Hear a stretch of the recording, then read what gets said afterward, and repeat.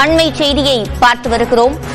கோவையில் சீனியர் மாணவரை தாக்கியதாக 13 மாணவர்கள் சஸ்பெண்ட் செய்யப்பட்டிருக்கின்றனர்.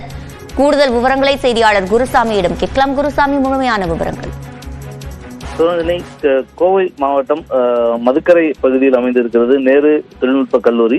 இந்த கல்லூரி வளாகத்திலேயே கலைக்கல்லூரி, நேரு கலைக்கல்லூரி உட்பட பல்வேறு கல்லூரி நிறுவனங்கள் அமைந்திருக்கிறது. இந்த கல்லூரிகளின் விடுதிகளும் ஒரே வளாகத்தில் அமைந்திருக்கக்கூடிய நிலையில் கலை அறிவியல் கல்லூரியில் MA படிக்கக்கூடிய சீனியர் மாணவர் ஹாத்தி என்பவர் அங்க இருக்கக்கூடிய இன்ஜினியரிங் கல்லூரி மாணவர்கள் தங்கியிருக்கக்கூடிய விடுதியில் இருந்து பொருட்களை திருடியதாக கூறப்படுகிறது.